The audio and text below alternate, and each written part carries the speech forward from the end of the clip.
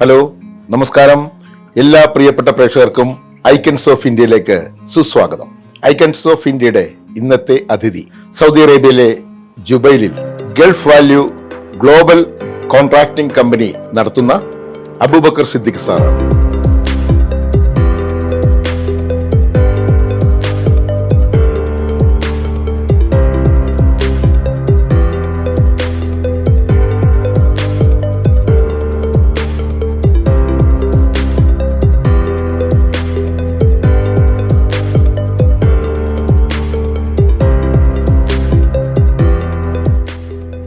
Abubakar Siddique sir, Icons of ഇന്ത്യയിലേക്ക് സ്വാഗതം.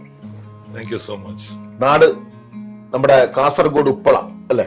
അതെ. അപ്പോൾ കാസർഗോഡ് നിന്നും അവിടുത്തെ ഉപ്പളയിൽ നിന്നാണ് സൗദി അറേബ്യയിലേക്ക് 10 വർഷങ്ങൾക്ക് മുമ്പാണ് സാർ എത്തിയത്.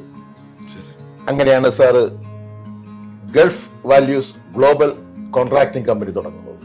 അപ്പോൾ ഈ കമ്പനിയെ കുറിച്ച് ഞങ്ങളുടെ പ്രേക്ഷകരോട് സാറിന് തന്നെ സംസാരിക്കാം. Gulf values global Contracting company ഇപ്പോൾ ഞങ്ങൾ സിവിൽ കോൺട്രാക്ടേഴ്സ് ആണ്.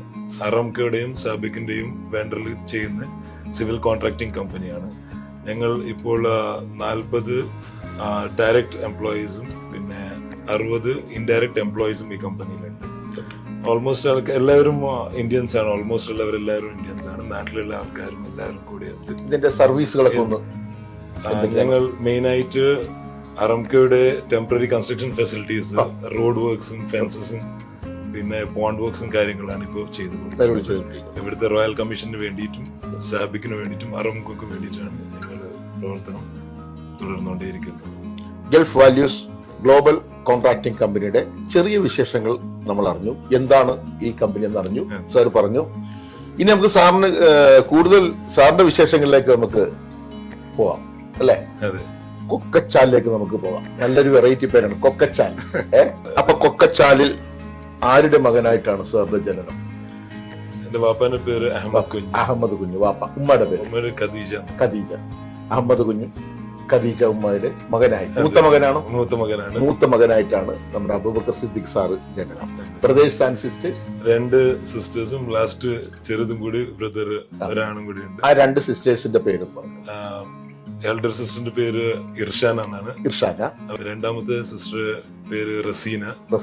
കുഞ്ഞനിയൻ ഇപ്പോൾ എഞ്ചിനീയറിംഗ് കഴിഞ്ഞിട്ട് വലിയനിയനായി അതെ ലണ്ടനില് കൺസ്ട്രക്ഷൻ മാനേജ്മെന്റ് തുടരുന്നുണ്ട്. അടിപൊളി. അപ്പൊ എല്ലാവരും നല്ല നല്ല പൊസിഷനിലാണ്, കുഴപ്പങ്ങളൊന്നുമില്ല. ഇപ്പൊ നാട്ടിനെ കുറിച്ച് വീട്ടിനെ കുറിച്ച് പറയുകയാണെങ്കിൽ വാപ്പാക്ക് എന്തായിരുന്നു ജോലി? വാപ്പ 35 ഇയേഴ്സ് സീമൻ ആയിരുന്നു, ചീഫ് കുക്ക് ആയിട്ട്. സോ വാപ്പ 35 ഇയേഴ്സ് സിംഗപ്പൂർ കമ്പനിയിൽ വർക്ക് ചെയ്തിട്ടുണ്ടായിരുന്നു. ഏത് ഷിപ്പിലായിരുന്നു? സിംഗപ്പൂർ കമ്പനിയിലെ ഒരു കാർഗോ ഷിപ്സ് ആണ്. അതില് ചീഫ് കുക്ക് ആയിരുന്നു.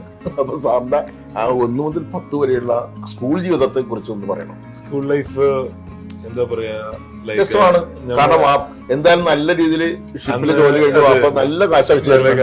അപ്പൊ മക്കള് ലാവിഷായിട്ട് സ്കൂളിൽ അടിച്ചു പൊളിക്കാം. ഫാമിലിയില് ഇംഗ്ലീഷ് മീഡിയം സ്കൂളിൽ പഠിക്കാന്ന് വെച്ചാൽ അപ്പൊ ഒരു നല്ലൊരു തന്നെയാണ്. എല്ലാവരും ഷൈൻ ചെയ്യാനും നിൽക്കാനൊക്കെ ഉള്ള പവർഫുൾ സാധനം. എല്ലാവരും അഭിമാനത്തോടെയൊക്കെ പറഞ്ഞ ഇംഗ്ലീഷ് മീഡിയത്തിൽ.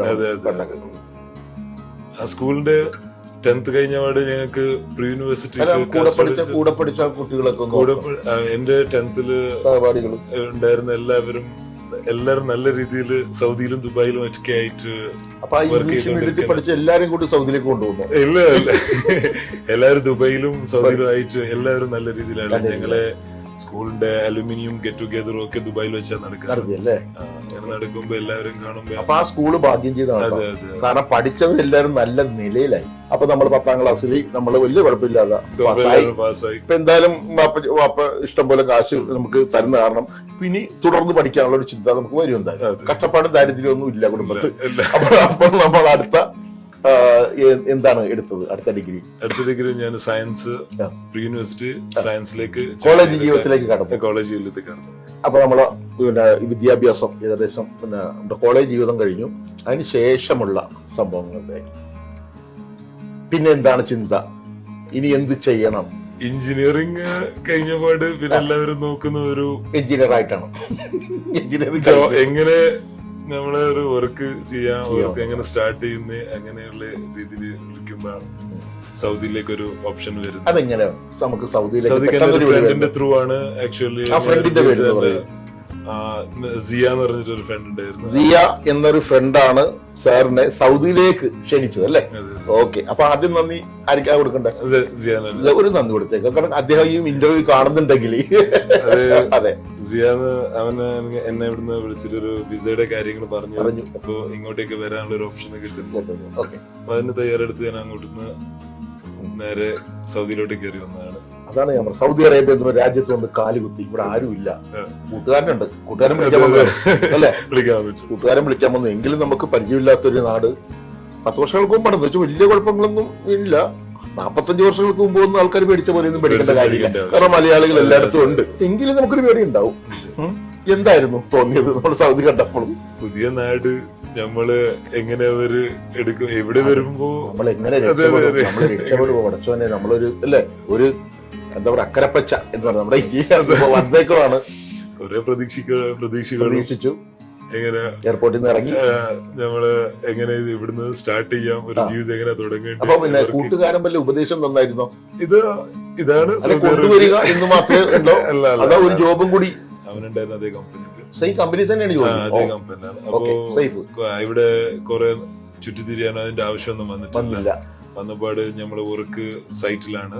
അപ്പോ എഞ്ചിനീയർ പഠിച്ചു വന്നല്ലേ, അപ്പൊ സൈറ്റിൽ തന്നെയാണ് മോസ്റ്റ്ലി സ്റ്റാർട്ടപ്പ് ചെയ്യുന്നത്. വിദ്യാഭ്യാസം ഉള്ളതുകൊണ്ട് നമുക്ക് അധികം വിഷമിക്കേണ്ടി വന്നു. ഇടപെടേണ്ട ആൾക്കാരൊക്കെ ചൈനീസും കൊറിയൻ ഒക്കെ ആയതുകൊണ്ട് ഫസ്റ്റ് കുറച്ചും പ്രശ്നങ്ങളുണ്ടായി. അതെ. അപ്പൊ സൗദി അറേബ്യ അങ്ങോട്ട് നമ്മളങ്ങ് ഓക്കെ ഇണങ്ങി ചേർന്നു. അപ്പൊ വന്നു, കൂട്ടുകാരന്റെ കൂടെ കൂടി, കൂട്ടുകാരന്റെ കൂടെ ഒരുമിച്ച് കൂടി ജോലിയൊക്കെ തുടങ്ങി. ഫസ്റ്റ് ശമ്പളം കിട്ടി. എത്ര കാര്യം വിട്ടുപോയത്, എഞ്ചിനീയറിംഗ് കഴിഞ്ഞപ്പോ ഒരു പ്രണയം ഉണ്ടായിരുന്നു. എങ്ങനെ? Love story. കെട്ടുന്ന ഒരു എന്തുകൊണ്ട് എത്രയും പെട്ടെന്ന് ഇവിടെ വരണം, എങ്ങനെ വിട്ടു വരണമെന്ന് ആലോചിക്കേണ്ട എത്ര സമയമൊന്നും ഇല്ലായിരുന്നു. അവിടെ ഒരു ട്രാജഡി കിടക്കുന്നുണ്ട്. അവിടുത്തെ സ്നേഹിച്ച പെണ്ണിനെ അല്ലെ തൽക്കാലത്തേക്ക് നമ്മൾ ഒരു വേർപിരിയലിലൂടെയാണ് സാർ ഇങ്ങോട്ട് വന്നേക്കുന്നത്. അത് ഭയങ്കര സങ്കടമാണ് നമുക്ക് അല്ലെ? നാട്ടിലേക്കുമ്പോ എപ്പോഴും വിളിക്കാം, കാണാം. അതെങ്ങനെ കവർ ചെയ്യും? ഇവിടെ വന്നിട്ട് ഞങ്ങള് പഠിച്ചതൊക്കെ ഒരുമിച്ചാണ്, ഒരേ കോളേജ് ആയിരുന്നു. പേര് പറയാൻ പറ്റുമോ? അത് അതിനെ തന്നെയാണ് കല്യാണം കഴിച്ചത്. ധൈര്യമായിട്ട് പേര് പറഞ്ഞു, അല്ലെങ്കിൽ പേര് പറയണ്ട. Okay sir. നസീമ എന്നാണ് പേര്. ഒരു ഡെന്റൽ ഡോക്ടറാണ്. ഞങ്ങള് ഒരേ ക്യാമ്പസ് ആയിരുന്നു. എന്റെ എഞ്ചിനീയറിംഗ് കോളേജ് ഇരിക്കുമ്പോ നമ്മള് ഡെന്റൽ കോളേജ്. എത്ര വർഷമായിരുന്നു നിങ്ങൾ തമ്മിൽ പ്രേമിച്ചത്? 5 years പ്രണയിച്ചു കല്യാണം കഴിച്ചത്. അതിൽ നമുക്ക് എത്ര കുഞ്ഞുങ്ങളുണ്ട്?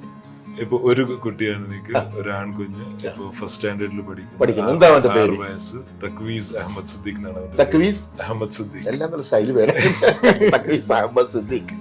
അല്ല സാർ, നമ്മളിപ്പോ അവിടെ ഒരു ജോലി ചെയ്തോണ്ടിരിക്കുവാണല്ലോ ഒരു കമ്പനിയിൽ. അപ്പൊ അവിടെ എത്ര കൊല്ലം നിന്നു? അവിടെ 2 years.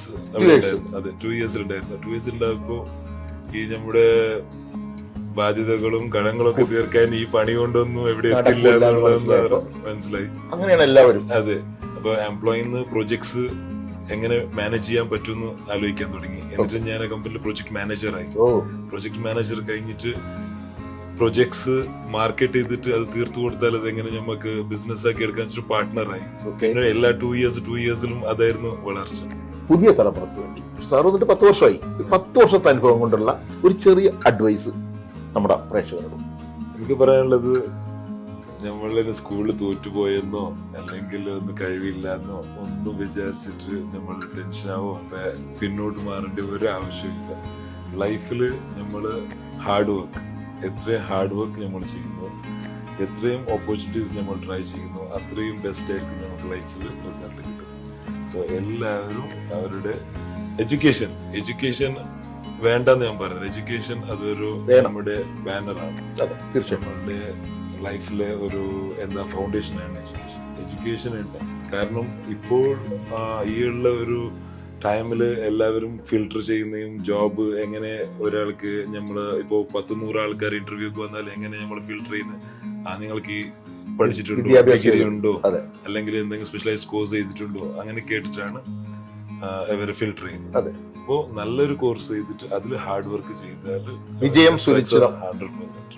ഓക്കെ, അപ്പോൾ ഇത്രയും നേരം സാറിന്റെ അനുഭവങ്ങളും വിശേഷങ്ങളും എല്ലാം വളരെ മനസ്സ് തുറന്ന് പ്രേക്ഷകരോട് പങ്കുവച്ച നമ്മുടെ അബൂബക്കർ സിദ്ദിഖ് സാറിന് ഐക്കൺസ് ഓഫ് ഇന്ത്യയുടെ എല്ലാവിധ നന്ദിയും രേഖപ്പെടുത്തുന്നു.